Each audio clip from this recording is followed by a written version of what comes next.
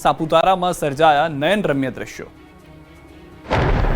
ગુજરાતમાં pre monsoon એક્ટિવિટીની ભાગરૂપે સૌરાષ્ટ્ર અને દક્ષિણ ગુજરાતમાં ભારે વરસાદ પડવાની આગાહી હવામાન વિભાગે કરી, જે મુજબ બુધવારે પણ દક્ષિણ ગુજરાતમાં વરસાદે ભગડાટી બોલાવી। નવસારી, વલસાડ, ડાંગ, સુરત સહિતના શહેરોમાં વહેલી સવારથી જ વરસાદે જમાવટ કરી। નવસારી શહેરમાં વહેલી સવારથી વાતાવરણમાં પલટાની સાથે વરસાદ વરસ્યો। તેજ પવન સાથે ખાબકેલા વરસાદથી રોડ પાણી થઈ ગયા। ભારે વરસાદને કારણે ઠંડક પ્રસરી, જોકે ખેડૂતો માટે આ વરસાદ ઘાતક સમાન સાબિત થયો। આ પંથકમાં ડાંગરના પાકનો સોથ વળી ગયો। 30,000 હેક્ટરથી વધુ વિસ્તારમાં ડાંગરની કાપણી બાકી છે, ત્યારે તેના પર વરસાદ આફતરૂપી વરસતા ડાંગરનો પાક ધોવાઈ ગયો। કાપણી પહેલા જ પડેલા વરસાદને કારણે ડાંગરના ભાવ ઓછા મળવાની શક્યતાઓ છે, જેથી ખેડૂતો ચિંતાતુર બન્યા છે।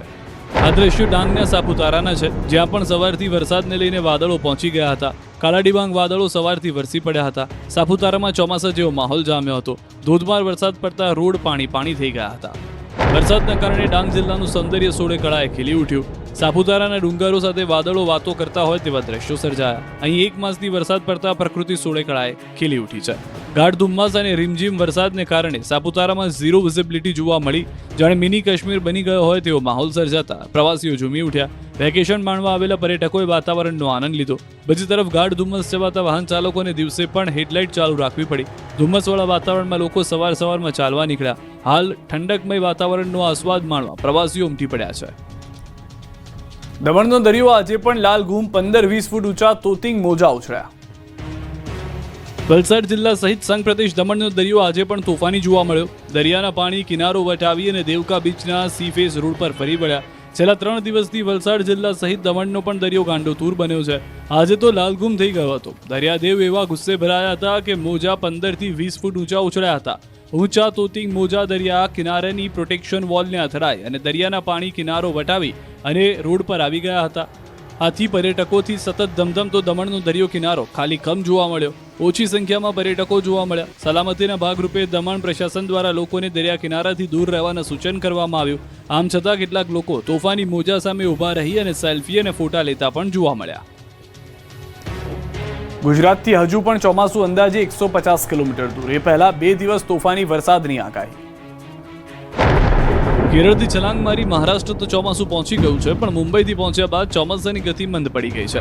ચોમાસું આગળ વધતું અટકી ગયું હતું, પરંતુ હવે ચોમાસાના આગળ વધવાને લઈને મોટા સમાચાર આવ્યા છે। મધ્ય ભાગમાં ચોમાસું આગળ વધ્યું છે। છત્તીસગઢ, ઓડિશામાં ચોમાસું બેઠું છે અને ગુજરાતથી હજુ પણ ચોમાસું અંદાજે 150 કિલોમીટર દૂર છે। ચોમાસા પહેલા હવામાન વિભાગે 2 દિવસ ભારે વરસાદની આગાહી કરી છે। 29 અને 30 મેના રોજ સૌરાષ્ટ્ર અને દક્ષિણ ગુજરાતમાં તોફાની પવન સાથે વરસાદ પડી શકે। અપર એર સાયક્લોનિક સર્ક્યુલેશન સક્રિય હોવાથી વરસાદ પડી શકે। થંડરસ્ટોર્મ એક્ટિવિટી પણ થશે। આ સાથે 31 મે સુધી માછીમારોને દરિયો ન ખેડવા સૂચના આપી છે। अगले 2 दिन तो कब का स्कैटर्ड रेनफॉल रहेगा राज्यों में, वो तो गुजरात रीजन और सौराष्ट्र कच्छ रीजन में। આ તરફ 10 જૂન આસપાસ ગુજરાતમાં બેસશે ચોમાસું। અંબાલાલ પટેલની ઘાતક આગાહી। ગુજરાતમાં ચોમાસું બેસવાનું કાઉન્ટડાઉન।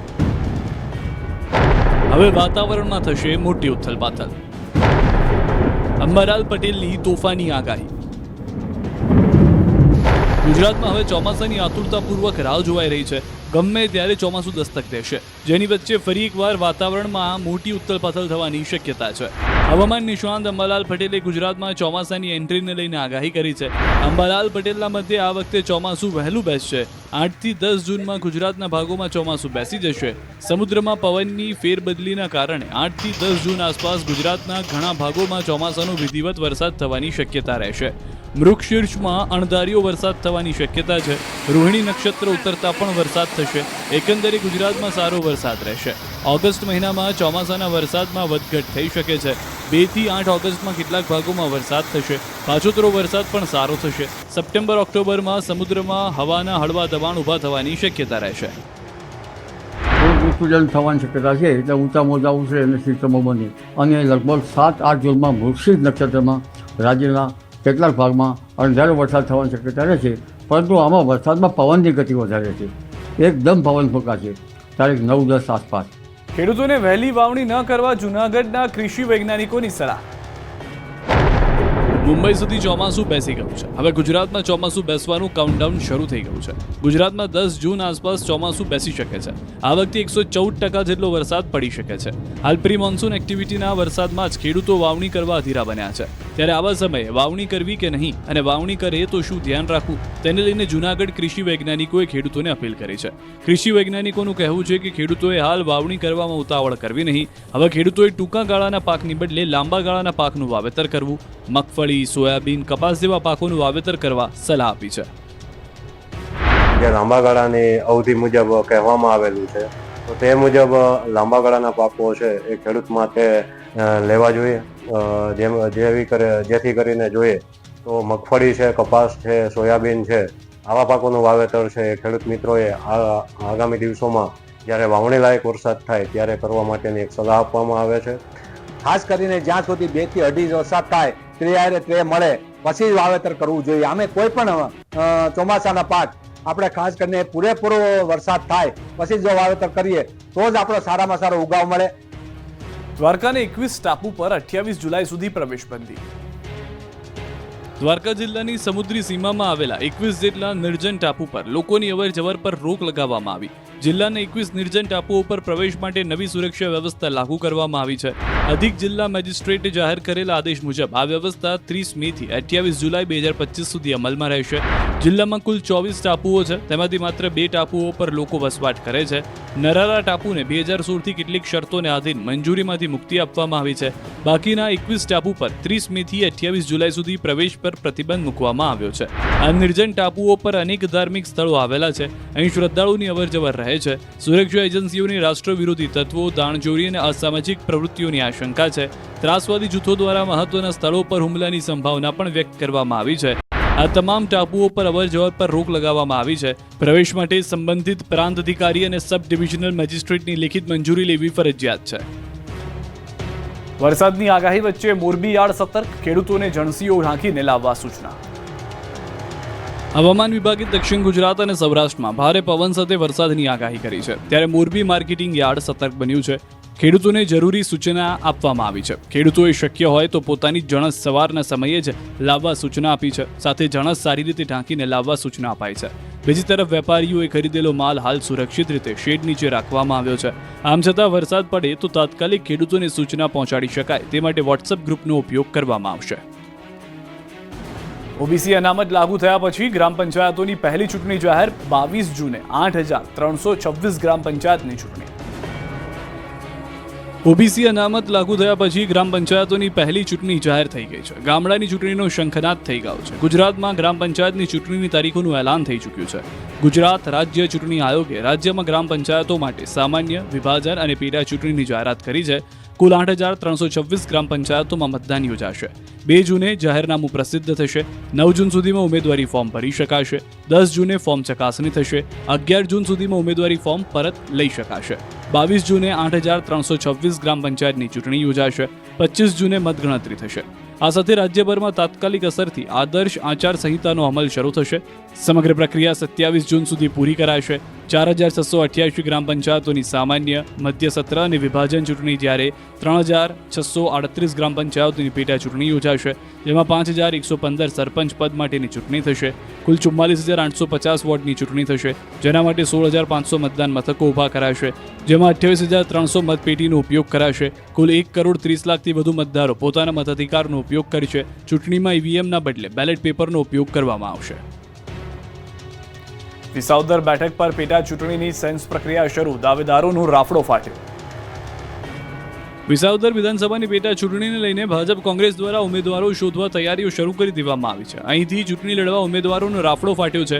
કોંગ્રેસમાંથી કોને ટિકિટ મળી શકે તેવા દાવેદારોની વાત કરીએ તો કરસન વડોદરિયાનું નામ સૌથી આગળ છે. જેઓ 2022માં વિસાવદર વિધાનસભાની ચૂંટણી લડ્યા હતા.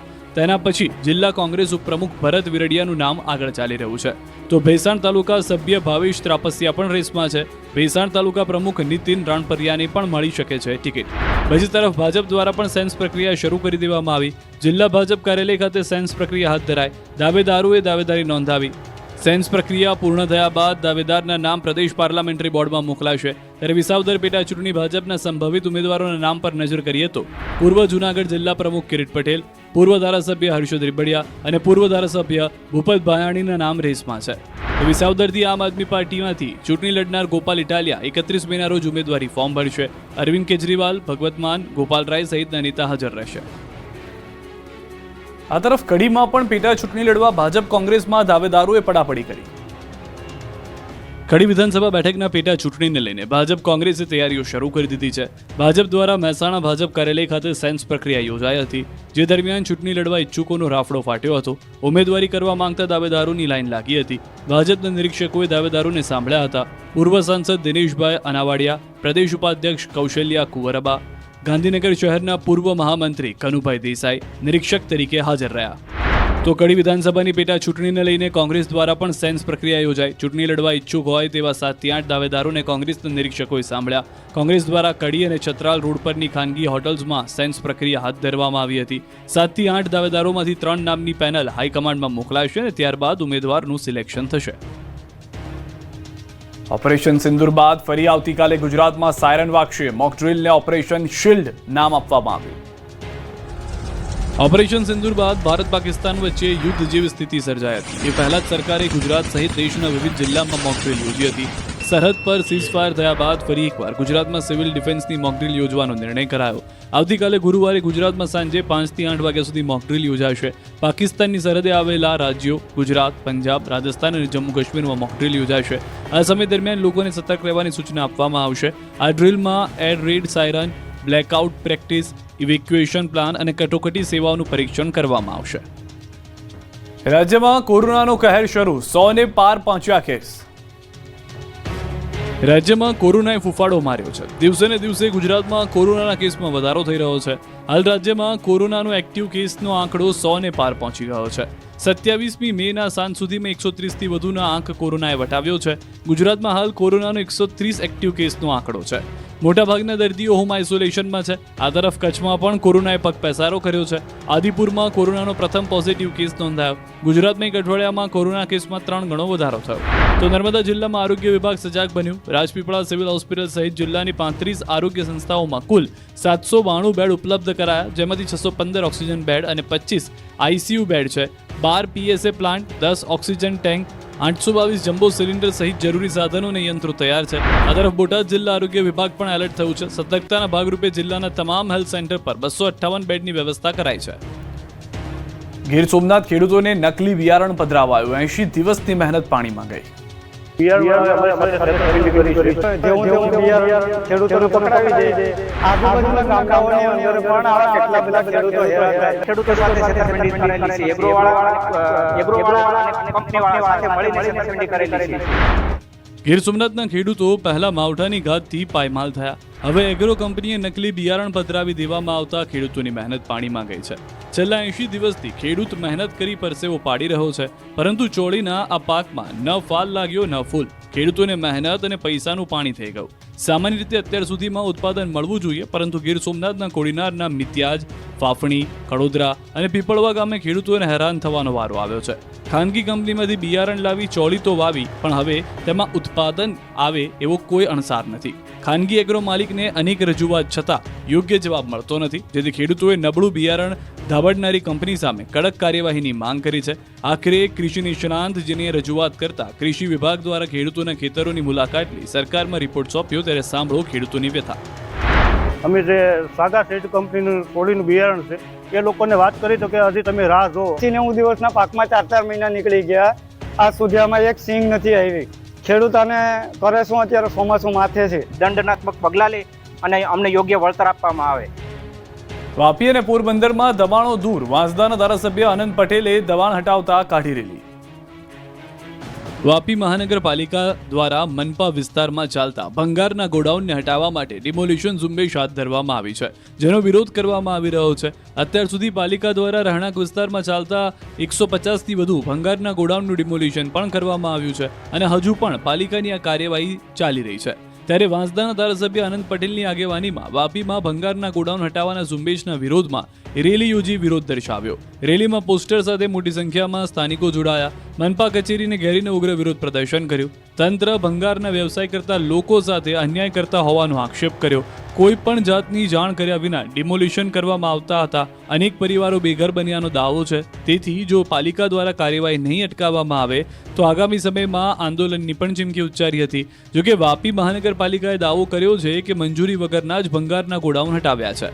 આ તરફ પોરબંદરમાં ફરી ડિમોલિશનની કામગીરી કરવામાં આવી હતી. શહેરના બોખીરામાં ગેરકાયદેસર દબાણો દૂર કરવામાં આવ્યા. અંદાજે 6 કરોડથી વધુ કિંમત ધરાવતી 30 વીઘાથી વધુ જમીન પર દબાણો દૂર કરવામાં આવ્યા. ગેરકાયદે ઊભા કરેલા કાચા પાકા મકાનો તથા ડેલાઓ તોડી પાડવામાં આવ્યા. મનપાએ ડિમોલિશનની કામગીરી હાથ ધરતા રહેવાસીઓએ પોતાનો સામાન ખસેડવા થોડો સમય માંગ્યો. તેથી ઘણા લોકોને થોડો સમય આપવામાં આવ્યો છે. મોરબીમાં જર્જરિત ઇમારતો પર ફર્યું બુલડોઝર. મોરબીમાં દબાણ ઝુંબેશ અંતર્ગત બુધવારે વધુ કેટલાક જર્જરિત મકાનો પર તંત્રે બુલડોઝર ફેરવી દીધું. મોરબી શહેરના વાઘપરા વિસ્તારમાં અનેક જર્જરિત મકાનોને દૂર કરવા મનપાએ અનેકવાર નોટિસ આપી, છતાં મકાન માલિક દ્વારા કોઈ કાર્યવાહી કરવામાં ન આવતા અંતે તંત્ર દ્વારા આવા મકાનો પર હથોડો ચલાવવામાં આવ્યો. સવારથી જ આ વિસ્તારમાં મનપાની ટીમ બુલડોઝર લઈને પહોંચી ગઈ. જર્જરિત મકાન તોડી પાડવામાં આવ્યા. લોકોના જીવ જોખમમાં મુકાય તે પહેલા મકાનોને જમીનદોસ્ત કરાયા. મનપાએ સુરક્ષાને ધ્યાને લઈ તમામ જર્જરિત ઇમારતોને નોટિસો આપવામાં આવી છે. કુલ 26 ઇમારતોને નોટિસ અપાઈ ગઈ છે. આ દરમિયાન 1 વીક 1 રોડ ઝુંબેશ અંતર્ગત મ્યુનિસિપલ કમિશનર અને ડેપ્યુટી કમિશનરની હાજરીમાં 5 જર્જરિત ઇમારતોનું ડિમોલિશન શરૂ કરવામાં આવ્યું છે. પારડીમાં ટ્રક પલટી જતા રોડ પર રૂની ઘાસડીઓની રેલમ છે. એક ટ્રક ચાલક સ્ટીયરિંગ પરનો કાબુ ગુમાવે છે અને ટ્રક આમથી તેમ ડોલતી પલટી જાય છે. અકસ્માતના દ્રશ્યો વલસાડના પારડી નજીકના છે, જ્યાં કપાસની ઘાસડી ભરેલી ટ્રક અચાનક રોડ વચ્ચે બેકાબુ બની જાય છે. ચાલક ટ્રકને કાબૂમાં લેવા માટે પ્રયાસ કરે છે, પરંતુ ત્યાં જ ટ્રક પલટી જાય છે. પરિણામે ટ્રકમાં ભરેલી રૂની ઘાસડીઓ આ રીતે રોડ પર જ ફંગોળાવા લાગે છે. મળતી માહિતી પ્રમાણે ટ્રક મુંબઈથી અમદાવાદ તરફ જઈ રહી હતી. ઘટનામાં ટ્રક ચાલકનો ચમત્કારિક બચાવ થયો, પરંતુ અકસ્માત બાદ તે ત્યાંથી ભાગી ગયો. રોડ પર રૂની ઘાસડીઓ પડી હોવાથી હાઈવે પર લાંબા સમય સુધી ટ્રાફિક જામ સર્જાતા વાહન ચાલકોએ હાલાકી વેઠવી પડી. ઘટનાની જાણ થતાં જ પારડી પોલીસનો કાફલો સ્થળ પર પહોંચ્યો અને ટ્રેનની મદદથી હાઈવે પર ફંગોળાયેલી કપાસની ઘાસડીઓ અને ટ્રકને દૂર કરી હાઈવેના વાહન વ્યવહારને યથાવત કરાવ્યો હતો. ભાવનગરમાં લુખ્ખાએ પોલીસ સ્ટેશન પર કર્યો પથ્થરમારો. લુખ્ખાઓ અત્યાર સુધી લોકોના ઘર કે દુકાન પર પથ્થરમારો કરતા, પણ આ દ્રશ્યો પરથી લાગે છે કે હવે ભાવનગરમાં પોલીસનો પણ ડર રહ્યો નથી.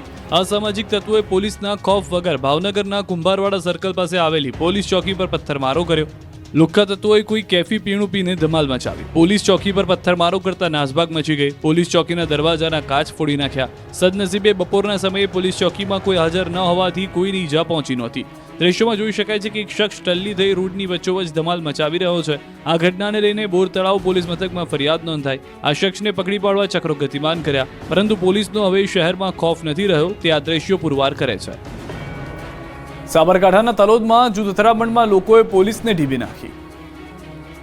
ગુજરાતમાં ગુંડાઓ હવે પોલીસને પણ છોડતા નથી. આવી જ ઘટના બની સાબરકાંઠાના તલોદમાં.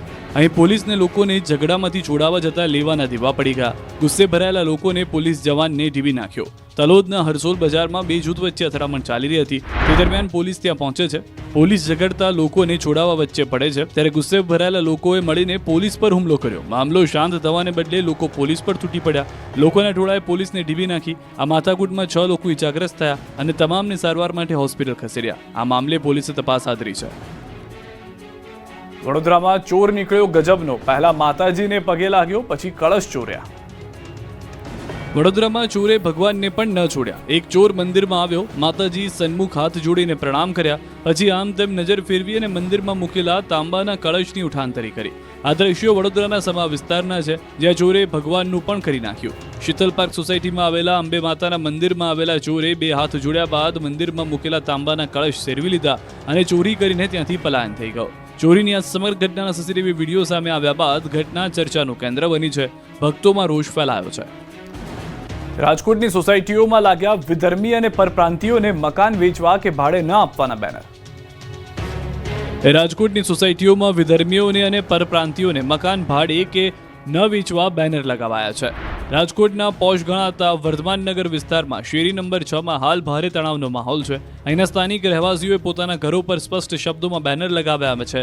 વિધર્મીઓ અને પરપ્રાંતિયોએ મકાન લેવા નહીં અને સ્થાનિકોએ વેચવા નહીં. આ બેનરો દ્વારા સ્થાનિકોએ પરપ્રાંતીય અને વિધર્મીઓને મકાન ભાડે આપવા કે વેચાણથી ન આપવા માટેનો ઉગ્ર વિરોધ કર્યો. સ્થાનિકોનું કહેવું છે કે વિધર્મીના ત્રાસથી તેમને આ પગલું ભરવાની ફરજ પડી. આ વિસ્તાર મુખ્યત્વે જૈન અને સુની વેપારીઓનો વસવાટ ધરાવે છે અને તેમણે વિસ્તારને તાત્કાલિક અશાંત ધારા હેઠળ લાવવાની માંગ કરી છે. પરપ્રાંતીય લોકો આવી જાય છે ને જે તે હિસાબે અમારા ઘરના લેડીઝોને, આજુબાજુના નાના છોકરાઓને, ઘરનાઓને બધાને બહુ તકલીફ વધારે પડતી પડવા માંડી છે. હવે એની હિસાબે અમે આ ઝુંબેશ ઉપાડી. ચારધામની યાત્રાએ ગયેલું પંચમહાલનું દંપતી સંપર્ક વિહોણું બનતા પરિવાર ચિંતિત. પંચમહાલના શહેરાના વક્તાપુરા ગામનું દંપતી મુકેશભાઈ તેમજ તેમના પત્ની મનીષાબેન ચારધામ યાત્રા માટે ગયા છે, જે સંપર્ક વિહોણા બનતા પરિવારજનો ચિંતિત બન્યા. પરિવારજનોના જણાવ્યા અનુસાર છેલ્લે 20 મેના દિવસે તેમની વાતચીત મુકેશભાઈ તથા મનીષાબેન સાથે થઈ હતી, જેમાં તેમણે 2 દિવસ સુધી સંપર્ક નહીં થઈ શકે તેમ જણાવ્યું હતું. જોકે ત્યારબાદ આટલા દિવસો વીતવા છતાં હજુ સુધી સંપર્ક થયો નથી અને સતત દંપતીનો ફોન સ્વિચ ઓફ આવી રહ્યો છે. તેથી પરિવારના સભ્યો શોધખોળ માટે હરિદ્વાર અને ઋષિકેશ દોડી ગયા છે. આ મામલે પોલીસ ફરિયાદ પણ નોંધાવી છે. સ્વજનોને હાલ શિક્ષક દંપતીનો સંપર્ક નહીં થતા શોધખોળ માટે સરકાર પાસે મદદની આશા વ્યક્ત કરી છે. દંપતી સંપર્ક વિહોણું બનતા પરિવાર ચોધાર આંસુ વહાવી રહ્યો છે. જોકે પોલીસ પણ એક્શન મોડમાં આવી શિક્ષક દંપતીની શોધખોળ માટે કામે લાગી ગઈ છે. અમરેલીથી મહત્વના સમાચાર. બગસરા જેતપુર રોડ પર કારમાં ભીષણ આગ ભભૂકી ઉઠી. જૂનાગઢ તરફથી બગસરા પહોંચતા કારમાં અચાનક જ આગ લાગી. બગસરા પાણીના ટાંકા નજીક પહોંચતા આગ લાગતા અફરાતફરી મચી ગઈ. જોકે કારમાં સવાર લોકો સમયસર બહાર નીકળી જતા તેઓનો આબાદ બચાવ થયો હતો. રાજકોટમાં બની મારામારીની ઘટના. તોફાની તત્વોએ રેસ્ટોરન્ટમાં તોડફોડ કરી. મારપીટ દરમિયાન રેસ્ટોરન્ટ સંચાલકે મધ્યસ્થી કરી. ઉશ્કેરાયેલા શખ્સે રેસ્ટોરન્ટમાં કરી તોડફોડ.